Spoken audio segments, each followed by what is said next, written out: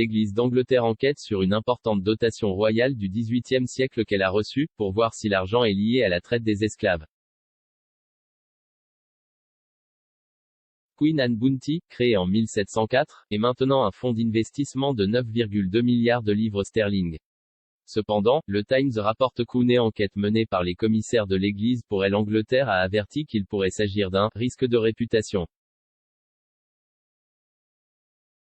En effet, une partie du fonds a été investie dans la South Sea Company, qui était impliquée dans le transport d'esclaves des Afriques vers l'Amérique du Sud espagnole. L'enquête indique, les fonds de dotation établis de longue date peuvent donner lieu à un risque de réputation lié à la possibilité que leur source d'origine, ou un investissement précoce de fonds, ait des liens avec la traite négrière. Cela pourrait être le cas pour les fonds originaux de la prime de la reine Anne et des commissaires ecclésiastiques. Le Queen Anne Bounty trouve son origine dans les premiers fruits et les dixièmes, un impôt que les prêtres payaient au Vatican avant la Réforme. Après que Henri VIII ait orchestré la séparation de l'Angleterre de Rome, il a décidé de réclamer cet argent pour l'État. En 1704, la reine Anne l'a remis à l'Église d'Angleterre, et une partie a été utilisée pour des investissements commerciaux.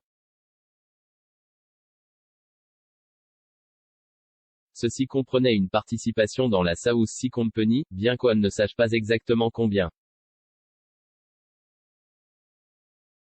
En 1713, la compagnie obtint le monopole du transport des esclaves vers l'Amérique du Sud. Sa valeur s'est effondrée de façon spectaculaire lors de la bulle des mers du Sud de 1720, déclenchant une crise politique majeure. Les commissaires de l'Église ont publié une déclaration expliquant les raisons de leur enquête. Ils ont déclaré, comme de nombreuses organisations, nous examinons notre passé et avons commandé des recherches externes sur les origines de nos prédécesseurs. Nous faisons ce travail de notre propre gré pour mieux comprendre d'où vient notre financement et pour voir si nos organismes prédécesseurs avaient des liens avec ou tiraient des bénéfices de la traite négrière transatlantique historique. Les inquiétudes concernant la justice raciale ont considérablement augmenté après le meurtre de George Floyd en mai 2020, qui a déclenché des manifestations de Black Lives Matter, BLM, à travers les États-Unis. Celles-ci se sont propagées au Royaume-Uni, avec une statue du marchand d'esclaves Edward Colston renversée à Bristol. S'adressant au révérend chanoine du Times, le Dr Chigor Chike, ancien conseiller principal de l'Église d'Angleterre sur les problèmes des minorités ethniques, a défendu l'enquête. Il a déclaré, il est important qu'il mène ce type d'enquête pour découvrir cet argent spécifique, mais je pense que cela devrait aller plus loin que cela, et examiner les manières dont les personnes liées à l'Église ont personnellement bénéficié de la traite des esclaves. Point. Cependant, le révérend Marcus Walker a commenté de manière plus critique, ne devrait-il pas se concentrer sur la façon de maintenir l'Église d'Angleterre en vie en ce moment?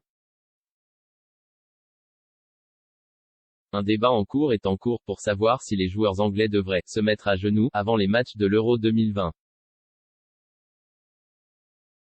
Le geste, exécuté pour la première fois par Colin Kaepernick dans la NFL, est devenu associé au mouvement BLM.